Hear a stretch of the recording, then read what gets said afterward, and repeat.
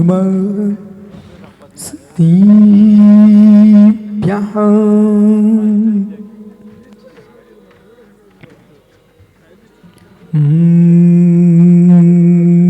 नमस्तेभ्यः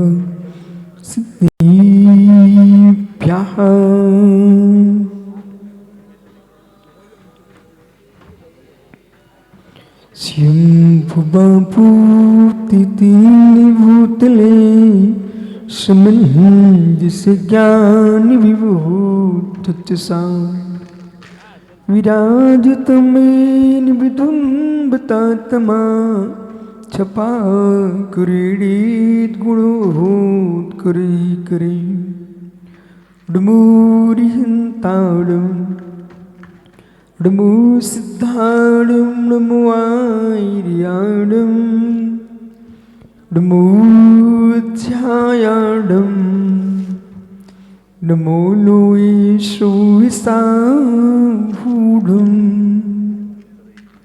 अनंत अनंत परम सिद्ध भवानी की 1000 भगवान आदिनाथ स्वामी की 1000 भगवान मुनुसुब्रतनाथ स्वामी की 1000 भगवान महावीर स्वामी की परम पूज्य आचार्य भगवान समंतरुद्र स्वामी की परम पूज्य आचार्य रविराग सागर जी मुनि महाराज की परम पूज्य आचार्य श्री कुंतु सागरी बाहुली सागरी सुबल सागर जी महाराज की अहिंसामय विश्व धर्म की विशुद्ध के चर्या श्रमणी आचार्य भगवान श्री विशुद्ध सागर जी गुरुदेव की नमोस्तु शासन।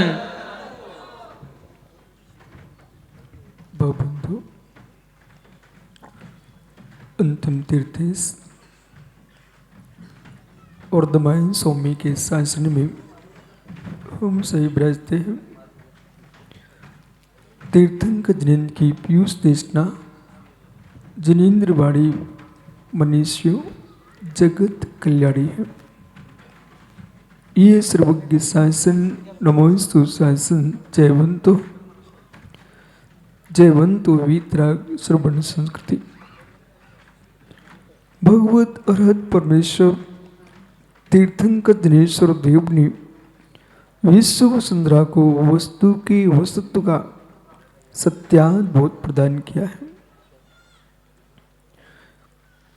प्रत्येक जीव कोई ना कोई भाषा से युक्त है। जो मानव है वो भाषा का प्रयोग कर रहा है। जो मनुष्य नहीं है वो भी भाषा का प्रयोग कर रहा है। दो इंद्रिय जीव से वचन बल प्रारंभ हो चुका है। सभी भाषा का प्रयोग करते हैं, लेकिन भाषात्मक अभाषात्मक एक वो भाषा का प्रयोग कर रहे हैं जिनकी भाषा को लिखा नहीं जा सकता, अभाषात्मक है। एक वो शब्द है अक्षरात्मक अनक्षरात्मक। एक दो इंद्रिय जीव के जो वचन है अनक्षरात्मक है, वो आवाज निकल रही है पर आप लिख नहीं सकते, पर ध्वनि है, शब्द है, भाषा नहीं। जो भाषात्मक है वह है 18 महाभाषाएं, 700 लघु भाषाएं। एक भारत देश बहुभाषी देश। ये संपूर्ण भाषा जो है इससे वस्तु तत्व की सुरक्षा है। वस्तु तत्व के नियोग से भाषाओं की सुरक्षा है।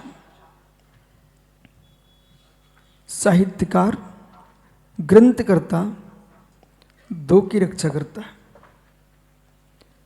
संसार में सम्राटों ने, राजाओं ने, चक्रवर्तियों ने जो देश की रक्षा की है, मित्र अस्त्र लेकर के देश की रक्षा करने वालों का अस्त होना पड़ा। अस्त्र लेकर के देश की रक्षा करने वाले अस्त हो गए, पर शास्त्र लेकर के देश की रक्षा करने वाले अस्त नहीं हुए।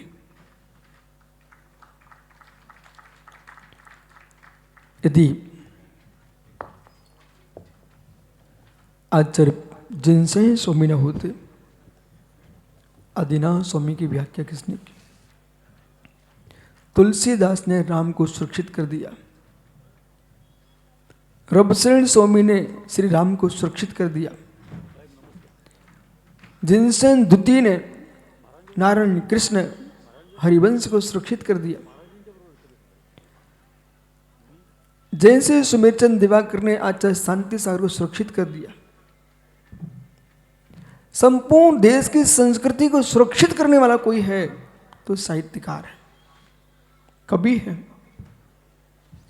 जितनी कीमत देश की सीमा में आर्मी की है भट्टारक जी, उतनी कीमत विश्वविद्यालय में अध्ययन अध्यापन करने वाले हमारे देश के अध्यापकों की कीमत है।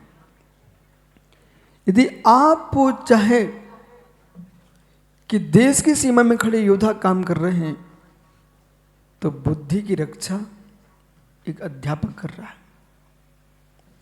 जितनी आवश्यकता आपको देश के सम्राट की है उतनी आवश्यकता देश के साधुओं की है। सम्राट जो है देश के नागरिकों की रक्षा करता है और साधु जो है देश की संस्कृति की रक्षा करता है। जितनी आवश्यकता आपको मां के आंचल की दूध की आवश्यकता है उतनी आवश्यकता आगम की आंचल की है। मां का दूध शरीर को पुष्ट करता है, आगम का दूध बुद्धि को पुष्ट करता है। जिस देश में बुद्धिमान नहीं उस देश की कोई कीमत नहीं। प्रत्येक देश में वही निवास करना चाहिए। क्या कारण है? एक कृष्णा नदी के चारों ओर समाज बाहुल्य क्यों है? पंचगंगा के तट पर बसा है नादिनी नगर, जहां पानी होना चाहिए, जहां साधु होना चाहिए, जहां विद्वान होना चाहिए, जहां धनिक लोग होना चाहिए, जहां सम्राट होना चाहिए, ऐसे ही देश में निवास करना चाहिए। इतनी वस्तुएं जहां पर नहीं है वह निवास नहीं करना चाहिए। पानी नहीं है तो कैसे जियोगे? सम्राट नहीं है यदि अनाचार फैल जाएगा, कोई किसी से भयभीत नहीं होगा, विद्वान नहीं होगा तो अज्ञानियों की सीमा का कोई पार नहीं बचेगा। और साधु पुरुष नहीं होंगे तो चारित्र का कोई संरक्षण नहीं कर सकेगा। चारित्र की रक्षा के लिए साधु चाहिए है। एक नगर में सहस्रों विद्वान हो राकेश पंडित जी और एक सच्चा साधु है। विद्वान विद्वता की बात करेगा पर संस्कृति की रक्षा साधु के द्वारा होगी। आचरण की निर्मलता। एक बुंदेलखंड में टड़ा गांव है सागर जिले में। उस गांव में मैं गया, पंचकर्म चल रहा था, समाज ने पंचकर्म के लिए बुलाया था। भट्टारक जी एक विद्वान थे। वो विद्वान मुनियों से दूर रहते थे, पर नियोग ऐसा बना उनके दूसरे भाई घर में मेरा आहार हुआ तो पंडित साहब खड़े खड़े हाथ जोड़े देख रहे थे। शाम का समय हुआ, वो अपने पोते को बोलते हैं आप जाओ महाराज जी की बैयावृत्ति करके आओ। तो वहीं पर दूसरा व्यक्ति खड़ा हुआ था। वो कहता है पंडित जी आप तो महाराज जी को नहीं मानते ना, फिर क्यों भेज रहे बच्चे को? बोले मेरे मानने नहीं मानने से कुछ नहीं होता, पर संस्कार देना है तो साधु के पास भेजना ही पड़ेगा। बोले मेरा नहीं मानना विषय भिन्न है, पर इस बात को मैं मानता हूं। एक बे बालक है जो वेश्यालय की ओर दौड़ रहे हैं, एक बे बालक है जो साधु संतों चरणों में जिनालय की ओर दौड़ रहे हैं। यदि ट्रस्ट कमेटी ने, बड़े बड़े धर्म नेताओं ने, राजनेताओं ने, संगीतकार ने, कलाकारों ने, भट्टारक जी ने और मुनिराजों ने, सबने इस महोत्सव को महान बनाया है, तो मित्र नादिनी के युवाओं को भी नहीं भूला जा सकता। और कर्नाटक, महाराष्ट्र के ये वीर सेवा दल, ये सब युवाओं को भूला नहीं जा सकता कि जहां कोई नहीं काम कर पा रहा था वही बच्चे काम कर रहे थे। जिस देश में, जिस समाज में युवा शक्ति नहीं है, वो देश अपने आप समाप्त हो जाएगा।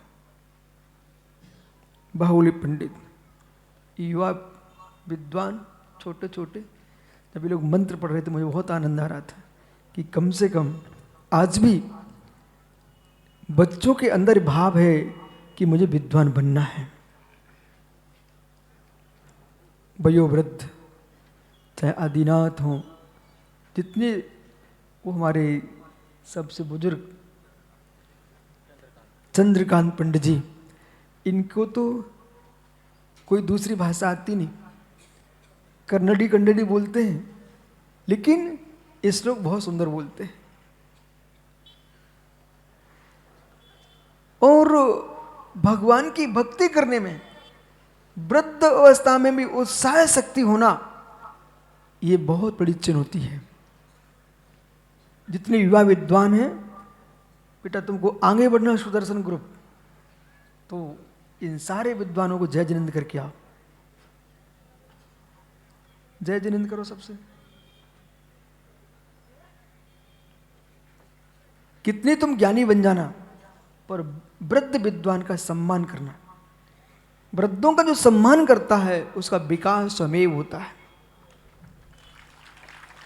जो वृद्धों का अपमान करता है उसका विनाश स्वमेव होता है। कभी वृद्धों का अपमान नहीं करना बेटा, विकास स्वयमेव होगा।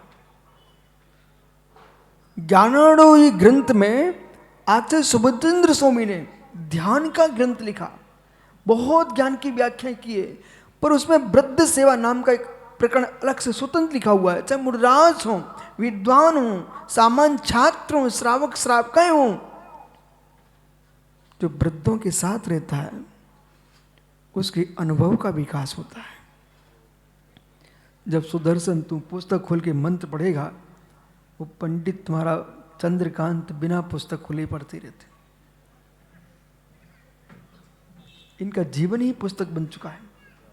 इसलिए जब जब हमको वृद्ध मुनिराज मिलते हैं, आचार्य मिलते हैं, चाहे मैं आचार्य विराग शाह के पास जाऊं, आचार्य विद्या शाह के पास जाऊं, कुंतु शाह के पास गया, वर्धमान सागर, पुष्पदंत, जितने बड़े बड़े साधु हैं, मैं ये नहीं सोचता कि मैं भी आचार्य हूं, मैं जमीन पे बैठ जाता। बोले क्यों बैठता हूं? वृद्धों का बहुमान करोगे, तुम्हारा सम्मान अपने आप होगा। हमारे भट्टारक जी से लोगों ने कहा कि तुम इस मठ के सम्राट हो, आपको सिंहासन लगाना चाहिए। पर बालक क्या बोलता है, सिंहासन मेरे पास है, भट्टारक पद भी मेरे पास है, पर गुरु चरणों में आसन नहीं होता है, विनय होती है। ये देश के सभी लोगों को सीखना चाहिए। विनयेन विना विद्या निष्फला सकला यते। हे यतेश्वर, तुम कितनी ज्ञान संपन्न विद्याओं से संपन्न हो, पर तुम्हारे पास विनय नाम का गुण नहीं है, तो सारी विद्या तुम्हारी निष्फल है। विनय जो है अंतरंग तप है,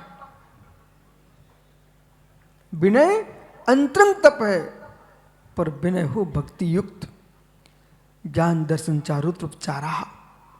ज्ञान विनय, दर्शन विनय, चारित्र विनय, उपचार विनय। अन्य आचार्यों ने तब विनय को स्वीकार किया तो 5 विनय हो जाते। बालक सुदर्शन, जितने तुम्हारे युवा विद्वान हैं, इन सबसे मिलके रहना बेटा।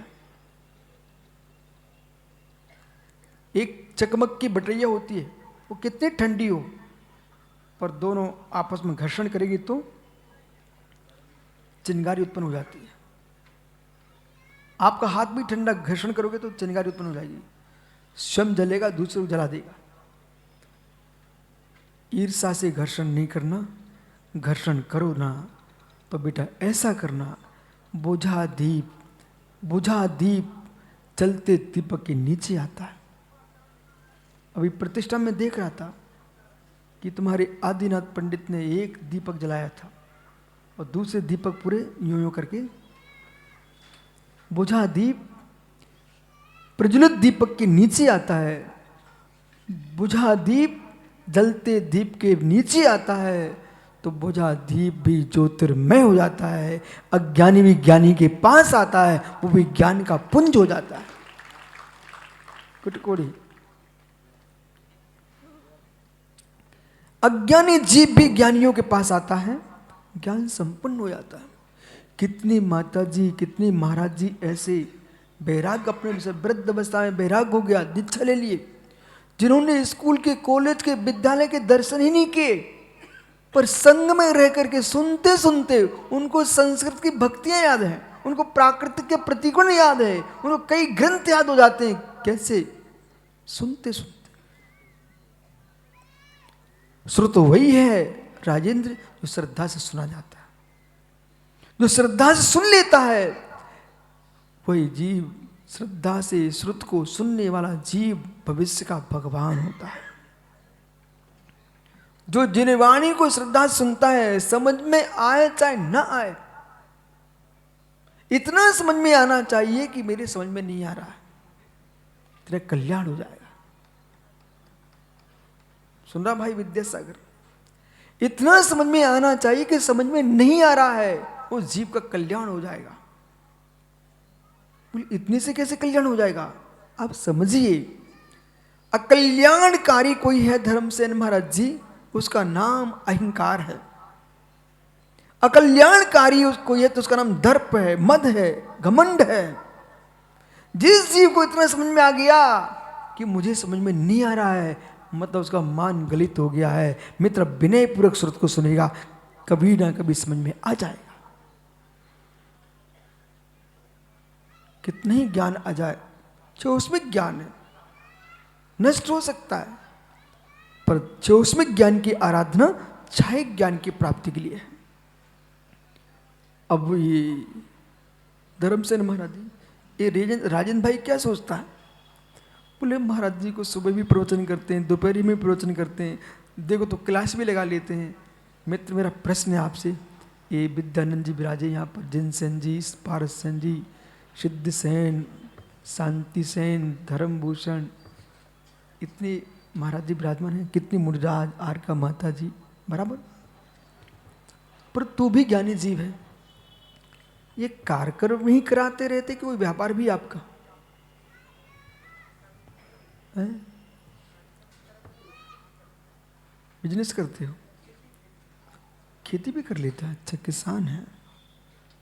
मित्र मूल तो आप किसान के बच्चा हो,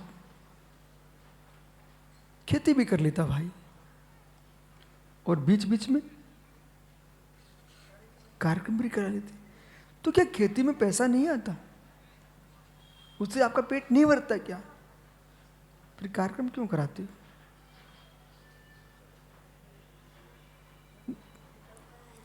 भाई घबराना नहीं, मैं कुछ गहरी बात बोल रहा।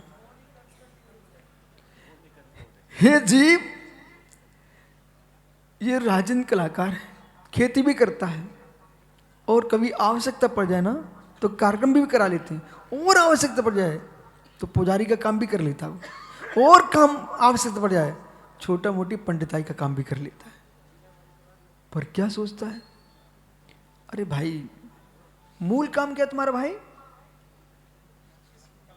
कलाकार, मूल काम का कलाकार है, तो कलाकार से द्रव्य तो आता ही है, पर खेती भी कमा लेता है, पुजारी का भी कमा लेता है, पंडिताई का भी कमा लेता है। बोले फिर क्या बोलते हैं ये भट्टारक जी? इनसे पूछो ये क्या है? बोले मेरा साइड बिजनेस है। बोले मूल तुम्हारा ये, पर बीच बीच में ये काम भी कर लेता हूँ। हे मित्र, तुझे इतना पैसे का राग है, इतना पैसे का राग है कि साइड बिजनेस भी करना जानता है। जब तू धनी बनने के लिए सब कुछ कर सकता है, तो मैं केवली बनने के लिए क्लास भी पढ़ा लेता हूँ, प्रवचन भी कर लेता हूँ। जितना आप सुरत में लगे रहोगे उतना तुम जल्दी केवली भगवान बनोगे। ये हमारा साइड बिजनेस है। मूल क्या है? मूल तो मेरे 28 मूलों का पालन करना, 28 कृतियों का पालन करना, 36 मूलों का पालन करना, ये हमारा मूल बिजनेस है। पर ये क्या है? ये साइड बिजनेस। बोल क्यों? मुनिराज मिल गया हमको, तो मैं सब मुनियों की विनय करता हूँ, नमस्ते करता हूँ सबसे। क्यों? मेरा साइड बिजनेस है। विनय करने, विनय तप है, तप सा निर्जास्य।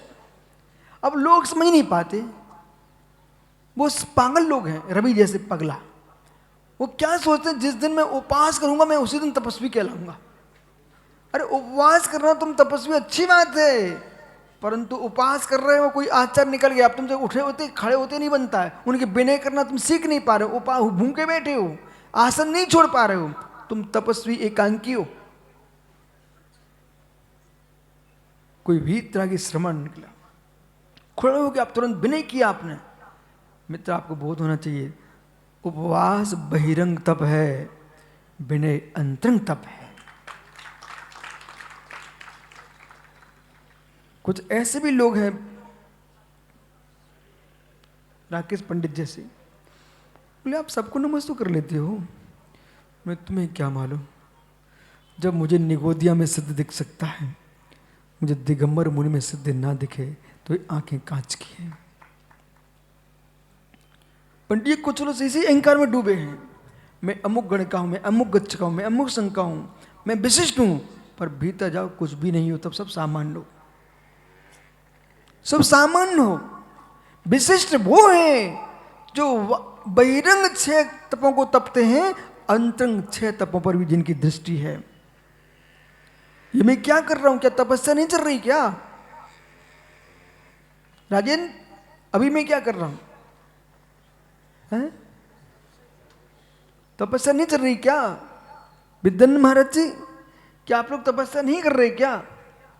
शीत की बाधा सहन कर रहे तो सबको दिख रहा है, पर यहां जिनवाणी चल रही है, वो सभी मुनिराज माता जी श्रावक श्राविका सभी कितने तन्मय होकर सुन रहे हैं। ये सब तपस्वी तपस्या कर रहे हैं। अंतर ये है, कोई व्यक्ति, मैं छोटा था, एक जगह यज्ञ चल रहा था, तो वहां पर एक साधक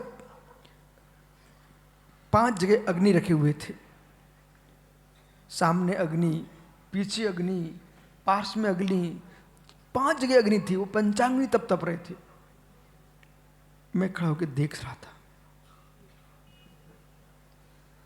ए नित्यम व्रत मंत्र होम निरता ध्याग्नाग्निहोत्राकुला, इस सूत्र का सम्यक अर्थ क्या था? वो अग्नि में तप रहे थे। अग्नि अनिवार्य अंग है राजन भाई। विश्व में अग्नि का नाश हो गया तो कोई जी नहीं सकता। अग्नि अनिवार्य है। आप यहां पर एक खड़े हुए, वो अपने विधायक जी राजन जी बैठे हुए, ये सब का सब अग्नि का प्रभाव है। पर अग्नि का प्रयोग संभल के करना चाहिए। मां, घर में आग होना चाहिए कि नहीं होना चाहिए? आग नहीं होगी तो घर का काम नहीं बन सकता। वो आग लग गई तो घर नहीं बच सकता। अग्नि नहीं हुई ना तो घर का भोजन नहीं पक पाएगा। वो अग्नि लग गई तो घर नहीं बच पाएगा। ऐसे विषय समझिए, हर अग्नि का उपयोग सम्यक होना चाहिए। अग्नि, जठराग्नि, यदि पेट में अग्नि नहीं हुई ना, वो डॉक्टर बच्चों को मारे घर के चक्कर काटोगे, डॉक्टर क्या करूं? बोले भूख नहीं लग रही है, पाचन नहीं हो रहा है, जैसा खाता हूं, जो भोजन करके तुरंत भागते ना लोटा लेकर के, वे सब बीमार लोग हैं। उनको शरीर में कभी ताकत नहीं आ सकती। आदिनाथ पंडित जी साहब, जो व्यक्ति भोजन किया वो तुरंत भागता है, ये सब रोगी लोग हैं। भोजन करके तुरंत सोच को नहीं भागना चाहिए, भोजन करके थोड़ा चलना चाहिए। ओहो राजन, अग्नि, यदि उदर में जठराग्नि नहीं होगी तो ज्ञानी भोजन नहीं पचेगा। अग्नि चाहिए ना। ओह, संसार की संतति बढ़ाने के लिए कामान अग्नि नहीं होगी तो प्रजा का क्षय हो जाएगा। वो अग्नि आपको पुत्र उत्पन्न करा रही है। ओहो, क्रोधाग्नि झगड़ा करा देती है। क्रोधानल, दावानल जंगल में लगती है, बड़वानल समुद्र में लगती है। क्या नहीं, ये संसार की आगे हैं, ये संसार की आगे हैं। बिना अग्नि के कोई काम हो ही नहीं सकता है, बिना अग्नि के कोई कार्य सफल हो ही नहीं सकता है। और एक अग्नि है जो भगवान बनाती है, उसका नाम है ध्यान अग्नि। सुनिए, अब आप कह सकते कि ये महाराज जी ने, विद्यानंद जी, ये पूरे खोजी आदमी हैं, ये ऐसे सुनते रहते हैं, बोले किस ग्रंथ से बोलते विश्व सागर जी? महाराज जी जाया जान गिए कम कलंक रहे ऋचड़ रंजन नाण में ते पर मपुन बेबी। जी जाया जान गिए कम कलंक रहे। कचरा को जलाना संजय तो अग्नि चाहिए। ओहो, कचरा जलाने के अग्नि चाहिए तो कर्म कचड़े को जलाने के लिए ध्यान की अग्नि पाई जाए। ओह, अग्नि चाहिए मित्र। जे जाया झाणज्ञ, चार कल्याणक हो गए, चार कल्याणक हो गए। अग्नि नहीं दिख रही थी। वो पांचवें कल्याणक में प्रभु का संस्कार किया आपने, नख किसका? अग्नि। लेकिन प्रत्येक कल्याणक में अग्नि थी। जिस दिन आपने ध्वजारोहण किया था, ध्वज दंड की शुद्धि पर भी आपने कपूर जलाया था। मैं सब देखता हूं, ध्यान से ध्यान रखना। अग्नि पानी, वो देखना, अग्नि और पानी, फिर पानी का छिड़काव भी किया था। मतलब अग्नि भी चाहिए, पानी भी चाहिए। अग्नि लगा के फिर पंडित जी क्या कर रहे थे? पानी घुमा रहे थे। मंत्र आप ही पढ़ रहे थे आदिनाथ जी, मैंने देखा था मित्र, बराबर अग्नि चल रही थी ना। अब देखिए, आपने प्रभु का जन्म हुआ, वहां भी हवन किया था। गर्भ कल्याणक मनाया, हवन किया था। मित्र, प्रभु का दीक्षा हुआ, जैसे दीक्षा हुआ उधर आवाज आती है, 4 दीपक रखो, 4 दीपक रखो। बोले क्यों? ज्योतिर्मय मति स्तब्धि मना प्रे ज्ञान प्रकट हुआ, 4 ज्ञान के धारी हो गए। उसको दिखाने के लिए क्या किया? दीपक। और जैसे केवल ज्ञान हुआ, फिर आपने एक दीपक रख दिया। दीपक तज्जयति परम ज्योति समम समस्तैरनंत पर्यायी दर्पण तलिव सकला प्रतिफलति पदार्थ मालिका यत्र। वो प्रत्येक था दीपक। किस बात का? जैसे दीपक सुपर प्रकाशी है, ऐसे राजन भाई भगवान केवली का कैवल्य ज्ञान सुपर प्रकाशी है। तज्जयति परम ज्योति, वो परम ज्योति जयवंतुम, वो कैवल्य ज्ञान ज्योति के लिए हमने नमस्कार किया है। तज्जयति परम ज्योति, जिसमें संपूर्ण द्रवगुण पर्याय युगपथ झलकते हैं दर्पण के समान, वो कैवल्य ज्योति का प्रतीक वो दीपक था, अग्नि। पर हे मुनिराजो, क्रोधाग्नि को समाप्त कर लीजिए, कामानली को समाप्त कर दिए,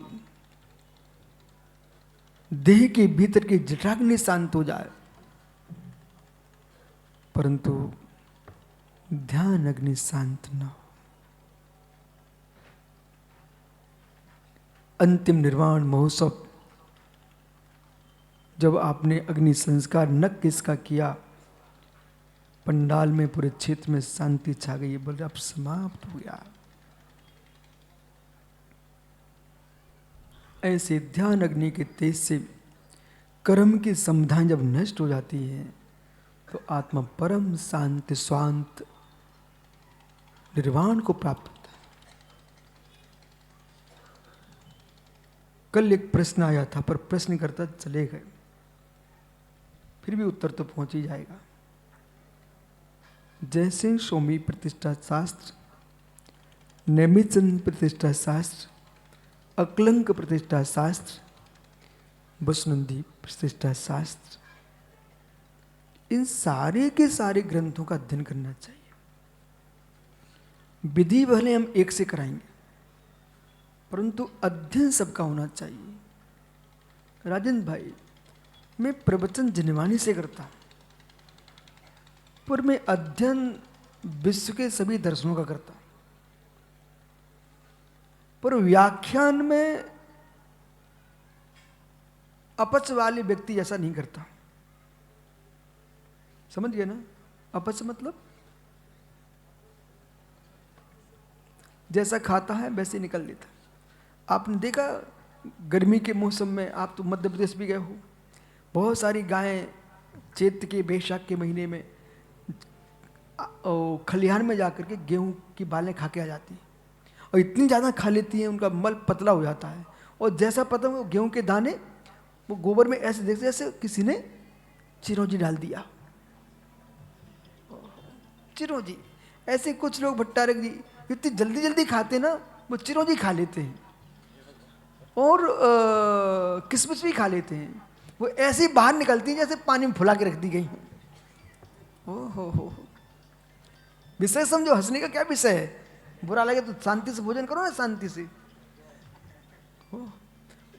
आपने देखा तो कभी कोई वहां से निकलता पर क्या भाई कितना जल्दी करता, कम से कम देखो पूरा बाहर रखा है, पूरा बाहर रखा, गोबर के अंदर सब बाहर रखा हुआ है।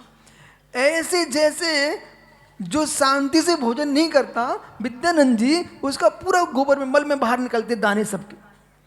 ऐसे जो व्यक्ति जल्दी जल्दी पढ़ के आता है और चाहता मैं सब कुछ बोल डालूं, सो उसका प्रवचन गोबर जैसे दाने बन जाता है। वहां होना क्या चाहिए? जो कुछ खाए वो नहीं निकलना चाहिए। अब समझो, जो कुछ खाए वो नहीं निकलना चाहिए। गाय सब कुछ खाती है पर थनों से क्या निकलता है? घास खाए, वो गऊ तो ऐसी है मल तक खा के आ जाती है। जिस खेत में जाती है वही फसल खा के आती है, लेकिन निकालती क्या है? दूध। दुनिया में सब कुछ पढ़ के आओ लेकिन मात्र निकालो मुख से जिनवाणी।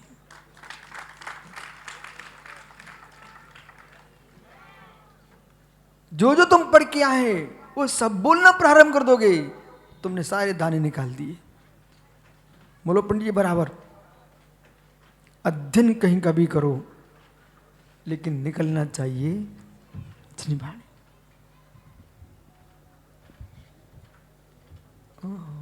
काय सांगा? हेट निकलना चाहिए जिनवाणी। इसलिए ज्ञानियों, आज सबकी विदाई की बेला है। ये सब विद्वान फिर कब मिलेंगे भरोसा नहीं, पर इन सब ने पुरुषार्थ किया है उसके लिए मैं आशीर्वाद दे रहा हूँ कि मित्र, आपने मंत्रों की जाप किए, अनुष्ठान किए, इतनी सारी विधि की है। उस सारी विधि यदि आगम के अनुसार होती है तो प्रतिष्ठाचार का कल्याण नियत है। वो आगम के विरुद्ध कुछ भी हो गया तो प्रतिष्ठाचार का नरक जाना नियत है। अब ताली नहीं बजाई किसी। देखो भाई, प्रतिष्ठा ग्रंथ में लिखा है, मैं थोड़ी बोल रहा हूं, प्रतिष्ठाचार्यों से पूछ लो ना। आदिनाथ पंडित जी लिखा कि नहीं? यदि आर्ष आगम के अनुसार विधि नहीं कराई तो आपकी दुर्गति नियत है। और आगम के अनुकूल तुमने इतने भगवान बनाए हैं तो आपका भगवान बनना भी नियत है। सब विद्वान भगवान बनेगी। हे मित्र, तो आचार्य जैसे स्वामी क्या लिखते हैं, उन्होंने पंचगण की व्याख्या नहीं की, 4 कल्याणक कराए। बराबर पढ़ा जयसेन आचार्य का। ओ जयसेन के शिष्य चुल्लक जयसेन बालक, उन्होंने क्या लिखा कि तीर्थंकर भगवान की जब प्रतिष्ठा हो जाती है, इसके बाद रथ पर विराजमान करके प्रभु का जुलूस निकलता है। तो लोग सोचते हैं हमारी परंपरा है, परंपरा नहीं है वो रह समझिए। जब तीर्थंकर भगवान का समोशन लग चुका एक स्थान पर, फिर बिहार होगा कि नहीं होगा? जो हमारा जलूस निकलता है वो भगवान का वहां से बिहार हो गया। फिर जिनदेव जिनालय की वेदी में विराजमान हो गए, उसे क्या बोलते हैं? समोषण। संपूर्ण बुंदेलखंड में भैया कहाँ, अरे समोषण को अंदर प्रवेश मत करो, समोषण लगा है, शुद्धि से जाओ। ये क्या है? समोषण। अब भगवान का बिहार हो गया, अब स्थायी समोषण में विराजमान हो गए। तो उन्होंने कहा कि हम पूजा किसी कर रहे हैं? अरहंत परमात्मा की। इसलिए अरहंत परमात्मा की पूजा कर रहे हैं। उन्होंने 4 कल्याण की व्याख्या की। बोले 5वें कल्याण का क्या किया फिर? बोले आप भक्ति पाठ करके वो भगवान को विराजमान कर दो। बराबर। परंतु पूजा पंचकणा की होती है, इसलिए किन्हीं आचार्यों ने कहा कि उपचार से वो सारे नख केस आदि का आपने विसर्जन करके संस्कार कर दिए, 5 कल्याणक हो गए। तो फिर हम भगवान की पूजा कैसे करेंगे अरहंत की? आपको बोध होना चाहिए, भूत प्रज्ञापन की अपेक्षा से जो अरहंत हैं वर्तमान में सब सिद्ध हो चुके हैं। चाहे तीर्थंकर महावीर सो भी हो, चाहे आदिनाथ हो, सभी तीर्थंकर सिद्ध बन चुके हैं। फिर हम मंदिरों में अरहंत की पूजा क्यों कर रहे हैं? तो भूत प्रज्ञापन की अपेक्षा से उनके मंदिरों में अरहंत के रूप में पूजा कर रहे हैं, और वर्तमान में सभी सिद्ध हैं। इसलिए नए की जो व्याख्या है बड़ी आनंदमयी है। भूत प्रज्ञापन की अपेक्षा से, भूत प्रज्ञापन की अपेक्षा से सिद्ध अरहंत एवं, सिद्ध अरहंत एवं, ओ भावी निगमने की अपेक्षा से अरहंत सिद्ध एवं, अरहंत भी सिद्ध है और सिद्ध भी। इसलिए देख भाई राजन, आज तक मैंने आपको ये नहीं कहा, ये कलाकार कभी सुना? यदि भट्टारक जी आपके मठ में कोई बालक काम कर रहा है, बेटा उसको भी ए नो कर इधर आ, कभी नहीं बोलना, कभी नहीं बोलना। है मित्र, सेवा, सेवा 2 प्रकार से, एक पुण्य कमाने के लिए कर रहा है, एक अर्थ कमाने के लिए कर रहा है। लेकिन तुम्हारी सेवा करने आया है, कोई मनुष्य किसी की सेवा नहीं करता। वो जीव का भाग्य ऐसा था कि सेवा करवा रहा है। हे मित्र, सेवा करने वाला भी निर्गंत मुनि बन जाए तो फिर भट्टारक जी उसको उतर करके नमोस्तु करेंगे, हे स्वामी नमोस्तु।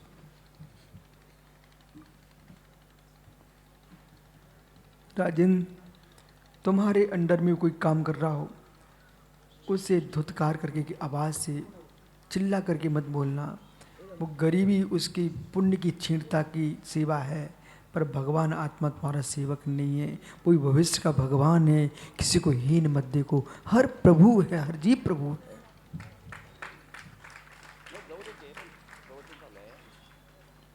कभी कभी लोग हमसे कहते हैं, बोले थोड़ा कठोर हो जाओ। फिर मैं सोचूं, कोशिश करूं ना कठोर हो जाऊं, वो होता ही नहीं है। सोचूं मैं ना कठोर हो जाऊं, बोले ये सब विद्वान है, आप यहाँ पर आचार्य बन के आए हो, थोड़ा समझाओ ना। एक सज्जन अभी बोला कुछ देर पहले, बोले बहुत तुम सीधे से, महाराज जी इतना सीधा नहीं होना चाहिए। मैंने कहा अभी बहुत कम सीधे हैं, अभी इससे और सीधा होना पड़ेगा, और सीधा होना पड़ेगा। और सीधा होना पड़ेगा,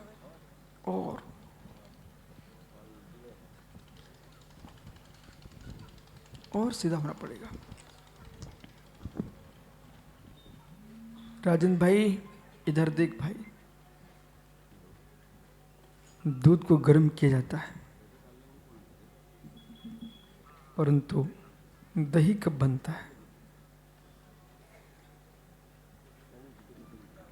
राजन भाई, दूध को गर्म किया जाता है, पर दही कब बनता है? इन माताओं से पूछो, माँ, सोने के बर्तन में कोई माँ दही नहीं बनाती। हमारे धर्म सेन से पूछो, महाराष्ट्र में छाछ दही ना मिले तो भोजन नहीं होता चांगला। ताक ताक दही दही ताक ताक। अरे महाराज जी क्या लेते हैं? ये किसके बल पर मोटे? दूध के बल पर थोड़े हो रहे मोटे। ताक भाकरी ताक, भाकरी ताक। यदि मैं लेके आया हूं तो कल बीमार पड़ जाऊंगा। अमृत आहे महाराष्ट्र में, अमृत नहीं बुंदेलखंड में। मम पे क्या हुआ, अमरावती में हमने चातुर्मास किया, एक वैद्य जी आए, वो हमसे कहते हैं, महाराज जी आप महाराष्ट्र में हो, आपको महाराष्ट्र की भाकरी खाना चाहिए। मैंने कहा पंडित वैद्य सही बोल रहे हैं। एक दिन मैं आहार में राजेंद्र वही भाकरी लेके आ गया और दूसरे दिन आप पेट इतना फूल गया, ठीक है, वो परेशान। और फिर दूसरे दिन वही वैद्य जी आए फिर देखने के लिए, बोले महाराज जी क्या हो गया? मैंने कहा पंडित जी वैद्य जी कुछ मत पूछो, कुछ मत पूछो, जिस प्रांत में देह का जन्म हुआ है उस प्रांत में भाकरी नहीं चलती, और आपके कहने में भाकरी ले ली, उसका परिणाम ही है। एक बार ये विद्यासागर आए थे ना महाराज जी, तो इनका बिहार करा के महाराष्ट्र कर्नाटक के श्रावक शिखर जी से लौटे, तो उन्होंने कहा विशुद्ध शाह महाराज जी हमको चौका लगा के आना है। तो इन्होंने एक दिन चौका लगाया सिवनी में आकर के, आहार भी हो गए।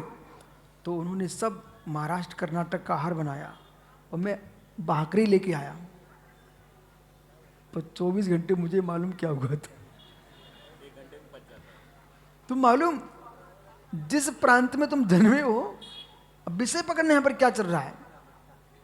हे मित्र, कि एक जीव द्रव्य क्षेत्र काल भाव इस पर विचार नहीं करेगा तो अनर्थ हो जाएगा। मटकी में तपाया दूध, आदिनाथ पंडित जी, उसकी मलाई अलग पड़ती है। मटकी में जिसने दूध तपाया है उस दूध का घी बहुत अधिक निकलता है, और जिसको आपने सामान्य बर्तन में तपाया है, सोने के पात्र में पीने में अच्छा लगता है, सुंदर दिखता है, लेकिन तपाने में अच्छा नहीं लगता, ध्यान रखना। तो जो मटकी ना, मटकी ठंडे दूध को अग्नि पर तपाया जाएगा, लेकिन दही बनाने के लिए मटकी चाहिए। और राजन भाई, वो मटकी यदि गर्मी का मौसम है तो मटकी में रख करके माँ उस मटकी को भी पानी में रखती है। क्यों? क्यों? ओ ज्ञानी नाते पोते, क्यों? बढ़िया थक्का पाइजे, सुंदर दही चाहिए महाराज जी, अब बढ़िया दही, अभी बस समय होगा दही का, बढ़िया दही चाहिए ना, तो फिर आपको मटकी में जमाना चाहिए। मतलब कितनी शीतलता चाहिए तब वो थक्का बनता दही का। ओ, दूध से ज्यादा सफेद कौन होता है? दही। मालूम? ऐसे ही मित्र, थक्का बनाना है तो आपको अपने परिणामों को दही जैसा ठंडा करना पड़ेगा। बिना दही के ठंडे बनाए हुए ना दही बनता नहीं है। ऐसे ही आचार्य भगवंत योगेंद्र स्वामी ने, विद्यानंद महाराज जी, आचार्य योगेंद्र स्वामी ने योग सार ग्रंथ में आत्मा के लिए दही संज्ञा दी है। वो आपने पढ़ा होगा, दही लिखा ना, हाँ, आपको प्रतिविज्ञान हो गया। ध्यान के विषय में दही लिखा, दही जैसे दही सफेद होता है ऐसे आत्मा के परिणाम शुक्ल जैसा के होना चाहिए है। और दही सफेद होता है शुक्ल ध्यान के बल पर। बिना दूध के दही बनाए बिना मक्खन नहीं निकलेगा, घृत नहीं बनेगा। ऐसे आत्मा को शुक्ल ध्यान शुक्ल जैसा के बिना कैवल्य ज्ञान नहीं हो सकता है। ये आपकी प्रतिष्ठा में एक जगह दही रखा हुआ था, तो भाई क्यों? बाल को सुनते जाओ, क्यों? अरे शुक्ल ध्यान शुक्ल ऐसा का हम दिखाने के लिए प्रतीक के रूप में वो दही रखा था। दधि मंगल है। जयश्री स्वामी ने 85 काय की टीका में दधि मंगल मंगल है। इसलिए राजन भाई, जब कार्यक्रम से खेती से मित्र समय मिले, जब हमने आपके मुख्यमंत्री से कहा था कि 1 मिनट निकाल लो स्वाध्याय के लिए, तो मित्र आप भी आधा घंटा निकाल लिया करो स्वाध्याय के लिए। जितना गहरा स्वाध्याय होगा उतनी कला आपकी विशेष होगी। विद्वान का जितना गहरा स्वाध्याय होगा क्रिया उपदेश विशेष होगा। मुनिराज का जितना गहरा ज्ञान होगा उतनी समाज को उपदेश गहरा दे पाएंगे। बस क्षमा करना, बहुत देर हो गई। लेकिन मित्र, हाँ, हमेशा को रहा हो। जब मैं खड़ा करूं ना तो इतनी उत्साहित हुआ करो जैसे बरमाला के समय खड़े हुए थे। बराबर बरमाला से कुछ नहीं मिला मित्र, सब बर गया। यहां खड़ा होगा तो जयमाला मिलेगी। आपने देखा, आप तो दिल्ली होके आए हैं, पारस सेन महाराज जी, कितने लोग बैठ के पूजा कर रहे हो। जैसे जयमाला होती ना, सब खड़े हो जाते हैं। देखा ना आपने? बोले खड़े हो जाओ भाई, जयमाला हो रही है। जब बरमाला बैठे बैठे नहीं पड़ती तो जयमाला बैठे बैठे कैसे हो सकती है? इसलिए जयमाला चाहिए तो खड़े होके ध्यान करो। आपका समय हो गया। इसलिए ज्ञानियों, सब मंगलमय कार्यक्रम हुआ, आनंद के साथ हुआ है। मालूम न इंद्रों का सिर दर्द की सूचना मिली मुझे, न कोई इतने लाखों श्रावक आए, कोई चोरी की सूचना नहीं, झगड़े की सूचना नहीं। ये सब तीर्थंकर आदिनाथ का आशीर्वाद आपके ऊपर है। और सभी जीवों के प्रशस्त प्रणाम थे। इतने विद्वान थे, कितने? 47 विद्वान महाराज जी। 1-2 पंडित आए तो झगड़ पड़ते भी, 2 पंडित आए झगड़ पड़ते हैं, पर यहां पर 47 थे। 47 अपने अपने काम में सब लगे हुए थे। 2 पिच्छी 2 गुरु भाई मिले तो एक दूसरे से बात न कर पाए। हम लोग यहां पर देखो, इतनी माता जी, इतने महाराज जी, 50 दिगंबर मुनिराज, श्रमणिया, ये सब एक साथ एक गुरु जैसे सब बैठे हुए थे। ये सब भगवान आदिनाथ की अनुकंपा थी सब आपके ऊपर। और आगे भी, अभी तो रुकड़ी में फिर मिलेंगे। रुकड़ी, ये समोषण यहां विघटित होगा तो अब यहां से रुकड़ी में लग जाएगा, वहां से और कहाँ पंढरपुर में लग जाएगा, वहां से आगे बंबई में लग जाएगा। अरे ये तो बहुत दूर है। इंदौर, जालना, ऊन पवा, इसके बाद इंदौर, पर्या रही तो। ज्ञानियों, आज भी धर्मभूषण पारस सेन, इनको तुमने शिव सिद्ध सेन, क्या शांति सेन, वे पूरे शांति सेन है। मित्र, सब साधु ग्रंथ मुस्कुराते मुस्कुराते। कार्यक्रम में आना और ऐसे मुंह बना बैठे रहना, ये तो बहुत जगह देखने को मिलता है, पर कार्यक्रम में आना और सब मुस्कुराते मिलना, ये नादिनी की महिमा है।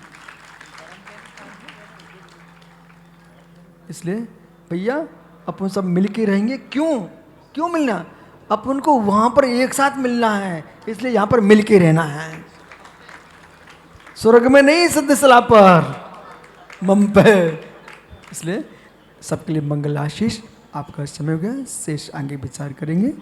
आत्मा शुभावम परिभाव भिन्नम, आत्मा शुभावम परिभाव भिन्नम।